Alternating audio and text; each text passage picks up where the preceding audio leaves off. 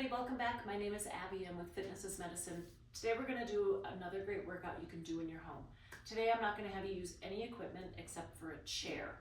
So I like to give workouts that are easily accessible and maybe ones that you can take with you can do anywhere. Also, this is something that most people are going to be able to do regardless of their knowledge around a gym or their comfort level with weights and things like that. I'm just gonna have you use a chair and your body weight. So come into these workouts warmed up and ready to move. And this is all you're gonna need. So you can use a kitchen chair for this or a good sturdy, I've got a folding chair here, but it's working. It'll work perfectly for what we need. Okay, first we're gonna do sit to stand. So I want you to stand up and sit down. Now, if you struggle with this one, there are a couple tips that can make it a little bit easier. First of all, moving yourself to the front of your chair. And if that's hard for you to do, you can kind of lean back in your chair, push your hips forward, and then come on up.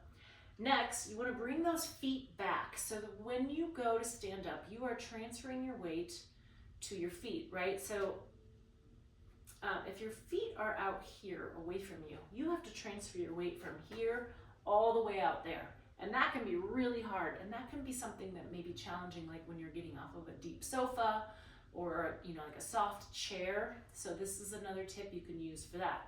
Scoot yourself to the edge, bring your feet back. So now my center of gravity currently is on this chair. I only have to transfer it right there.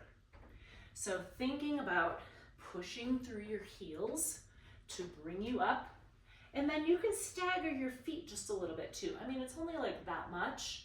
You don't want to stagger them that much, but just a little bit of a stagger can also kind of give you this forward back stability as well.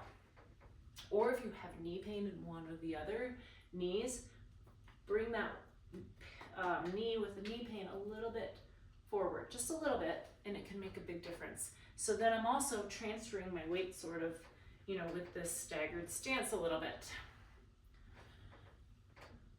When you're doing this, try not to plop, try to sit down slowly. Let's do 2 more. This is a great exercise. The reason I love sit to stands is it's a great way to do a squat with good form. And rest. Okay, next we're gonna do push-ups. So I'm gonna move around behind my chair and use it so that the chair will not move. You might want to put your chair up against a wall for this one. I have pretty deep carpet here, so it's not going to move. So you can use a chair for push-ups. If you don't have a chair that really works for this, you could use your kitchen counter. All of the same muscles are involved. It's just a different lever. Let's do 3 more. Think about pulling up with your tummy as you push.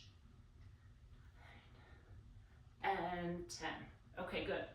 Now I'm gonna move the chair so I can use it as my balance, and we're going to do a hip abduction. So what I want you to do is stand on one hip, stand on one leg, and then you're gonna bring one leg out to the side. Now, importantly, that toe should stay straight forward, all your toes straight forward, or even in just a little bit. You can kind of almost like a little bit turned in to really focus on those glutes. So it's common for that leg to want to turn out like that because our hip flexors and our quads are used to that movement, right? They're dominant, they're trying to take over. We want to make sure your glutes are getting targeted here.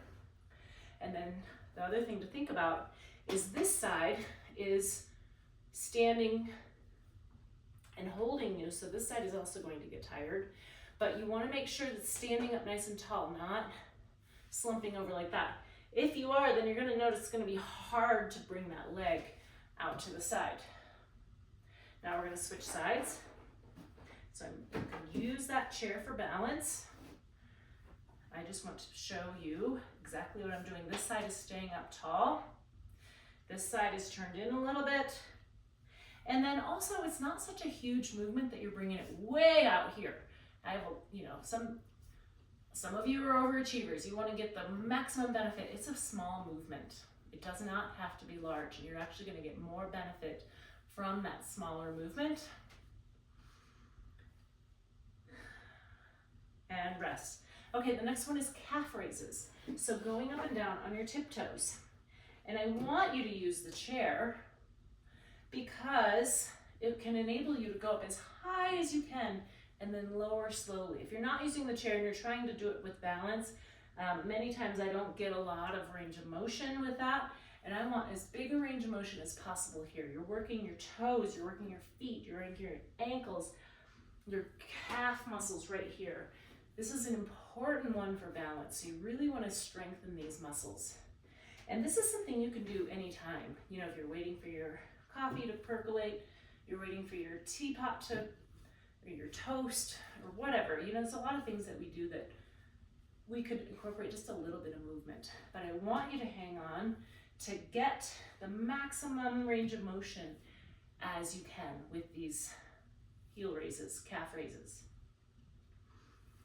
Okay, the next one, and this all can be done with your chair. I want you to do a tandem stance hold. So with that chair in front of you as your balance, of course, try to let go, because this is a balance challenge. So your feet are right, your heel, you're right exactly heel to toe here. Trying to stand without hanging on. If you find you want a little bit more challenge, you can glance around, look up and down, move your head just slightly. Think about all of those toes in contact with the ground, in contact with the bottom of your shoe. So you're using the whole bottom of your foot to help you stay balanced. All right, now we're gonna switch. So work on each side for about 30 seconds. The other thing is bend your knees a little. You know, bend your knees, tighten that tummy, use a little core. When you're doing balance, it can be common to want to do everything very straight. But think about in your world, in your life, you want to use all of those muscles to help you stay balanced, to help you from falling. So when you're using your whole body to work on that balance, they're all getting stronger. Remember, all 10 toes are in contact with the bottom of your shoe, using the whole foot. It can be common to kind of want to rotate out to the sides of your foot, or conversely on the insides. So thinking about using all of the bottom of the surface of your foot and toes. Okay, last one. We're gonna do abs on a chair. So sitting up on the edge of your chair, turn sideways. I want your legs out like this. So my knees are bent, my heels are kind of dug into the carpet here, for lack of a better word. Shoulders down and back. First, you can keep your hands on your thighs. I want you to lean back to where you almost touch the back of the chair, and then come back up. Now, importantly, when you come back up, only come up about halfway or so. Barely touch, come up about halfway. What happens here now is you're keeping those abs engaged. If you sit all the way up, they get to relax. You can try it and feel how the difference is. Now you can either keep your hands on your thighs like this, or cross them here across your chest. Breathing. Keeping that small range of motion so that those abs stay engaged. This is a great way to do some core without involving your neck. 8. Let's do 2 more. Keep breathing and rest. Okay, great. All you needed to do was a chair and your body weight. It's an easy workout to take with you, to do anywhere. Spread it around to your friends, share it. I want people to feel empowered, to be able to move no matter what. Go through these 2 or 3 times. And if you want to, you could add a little bit of cardio in between, just those, those things I gave you a few times ago where you're marching in place, maybe some low jacks up and down your stairs. Come back and do these again. Follow with a cool down and stretch. If you have any questions, don't be afraid to ask. either privately or leave a message below in the comments. Have a great workout. We'll see you next time. Thanks, everybody.